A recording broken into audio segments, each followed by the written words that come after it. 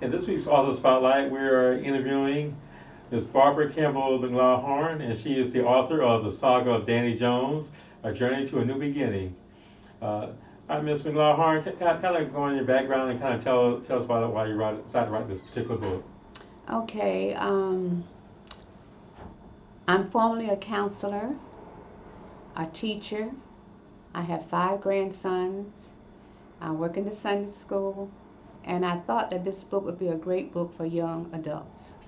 And with the Saga of Danny Jones, it's about a 15-year-old who had normally been a very good child, but suddenly his parents noticed that he was starting to get in trouble, more trouble than they wanted him to be in. So they knew that they had to intervene to get him on the right tracks. And as far as why I wanted to write this book, I really can't say that I wanted to write this book. It kind of came to me through the way of God, because I would wake up at night and different things would be on my mind. So I would jot them down, and that went over a course of many years. And then all of a sudden, things just start falling into place. And so that's how the Saga of Danny Jones became reality. Okay, kind of go more details of the book. It's about a young man who doesn't quite know where to fit in at this time. He is not a man, but yet not a boy. He's on the cusp of becoming a young man, and there's just some things that he needed to learn in order how to be successful in life and how to get along with people. The main thing that made his parents kind of really upset with him and saying that he crossed the line was when he was very negative to an elderly neighbor. And as the book goes through the different chapters, you will see what a very positive influence that neighbor was, not only on him, but also for the people of the community. So where is the book set? The setting for the book? Okay, it starts in Philadelphia, Pennsylvania, and he ends up in Marion County, South Carolina. He needed a change of scenery, so his parents thought. And a lot of this takes place in the country, as we say, and going to the revival, working in a tobacco farm fields, just meeting new people, and just learning with being around animals. His father is a zoologist, and he realized that his father was the person, or is the person, who was trying to save God's creations, and what a difficult job that was for his dad. His mom is a nurse anesthetist, and she also worked with saving lives. So he has a very good family. It's just a matter of them making sure that he turns out in the right way, because he was not raised or reared the way that he was beginning to act. And they saw that something had to be done to bring him back to reality. Okay. So why did you set the bulk of the book in Marion County? You have roots there? Yes, I'm a native South Carolinian. I grew up in Trenton, New Jersey. I went to college at North Carolina A&T State University, and also the University of North Carolina at Charlotte, and I've been here ever since in Columbia. So I know about the North, and I also know about the South, and I know that he needed to get someone to work with him, that something was missing where he was, even though he had good parents. And nobody could do it but Granny, and she did. Granny and the people of the community. Okay. Yeah, well, that's kind of a common path in our community, with a lot of people who have relatives from up north that come down south and spend time and learning from the elders. So that's part of your experience, was kind of motivated you to help this book. Well, not really, because I wasn't sent back south. I came back. I came from the north after I had finished high school, and when I completed my education, I'm also a a professional license. Well, in the past, I was a licensed professional counselor.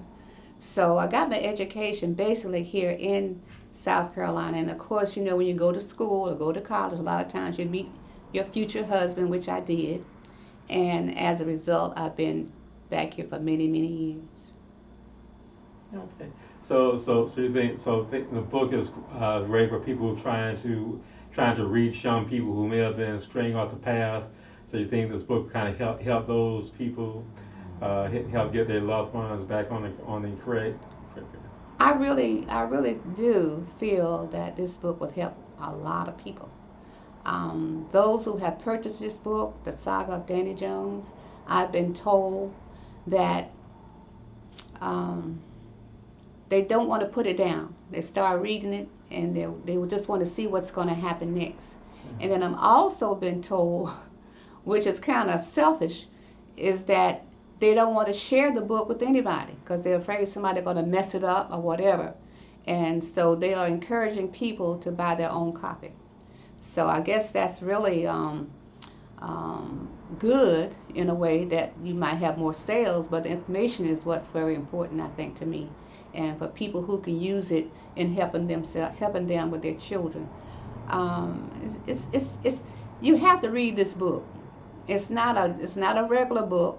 It's not just I believe it wasn't serendipity, and as I mentioned in the book in some places, it must be what you call divine giving. Okay. Okay. Well, speaking of purchasing the book, how can people access or buy copies of the book?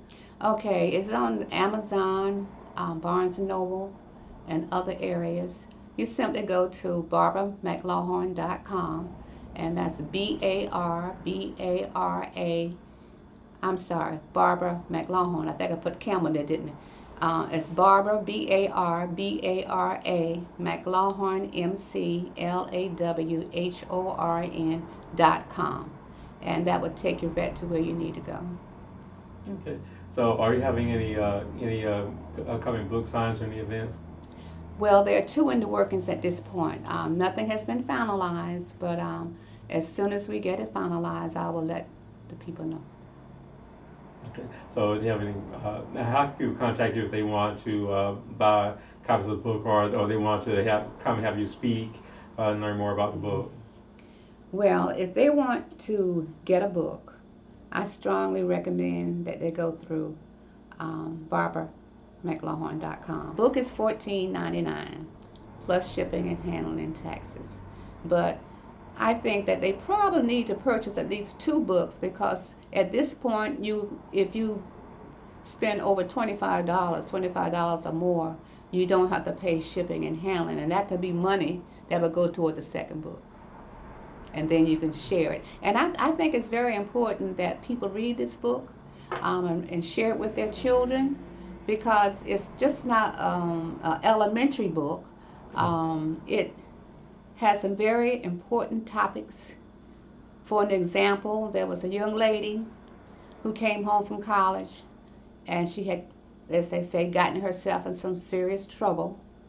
And the father asked for something to kind of help her out of the trouble. Aunt Granny, one of the characters in the book. And she simply told that gentleman, take good care of your daughter and the future within her.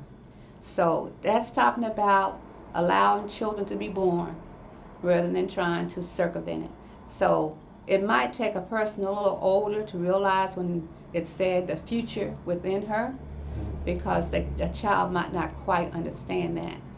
But, and then also she told the young man that you never know who's going to give you your last glass of water. And it could very well be, or could be in the future, that child that was within his daughter. So that's kind of the way it goes. Okay. So, are you doing any speaking on these topics? Well, this is new to me. As a matter of fact, I'm not quite prepared for this, but I'm doing my best. But I have not started doing any speaking. But before I do, I want people to have read the book so they know what's going on. I think the message is more important than anything else. And it's not a get-rich thing because, you know, it takes a lot. And so I do want people to really read this book. Read it with your children. My pastor read it with his daughter. And he was saying how wonderful it was to be able to do that with her. So basically, the Saga of Danny Jones is a whirlwind of how this young man started to grow up, coming of age, and embracing the church. Okay. And that's basically it. Okay. Do you have planning any other new books in the future? I have to laugh because it's not easy writing a book. And if you're doing a lot of research on things, yes. But in writing a book, you have to write down, at least I did, what I thought was true, what I thought could help people, and something that's entertaining at the same time, because you don't want it to be boring. And as I said earlier, people have been telling me they would start reading the book and not want to put it down. So that says a lot, I think. Okay. And then too, be perfectly honest, I find myself looking at my book that I wrote every day. I look back at some things and said, did I really write this particular thing here? And sometimes I just kind of surprise myself with the wisdom that flowed out of Danny, as I call him in the book. He came to life through wisdom and words, through my mind and God's intervention. Okay. Well, we hope that this book continues to be a blessing to the community and a good impact on the lives of the people that read it. Mm-hmm. We also like to thank you for coming out and being part of this author spotlight, Mm-hmm. and wish you much success in your future endeavors. Thank you. And if you do decide to write another book, I'll be 142 years old. Oh, because it is a lifetime of gathering and thinking and things you've heard, things you've seen, things you have experienced. So and then I always said about this book, I never asked, you know the expression about if the shoe fits, wear it? Mm-hmm. Okay, I did not ask anybody what size shoe that they wore. But if you see yourself in this book, and if there's something that you see that you really want to change about yourself, then I suggest that you do that. But no one was written with this book in mind as far as the characters are concerned. So I don't want anyone to think that I'm calling myself dabbing or jabbing at anybody. It's just words that I think are good to live by. Okay. And we'd like to thank you for coming out, and like I said, wish you much success in your future endeavors. Thank you very much.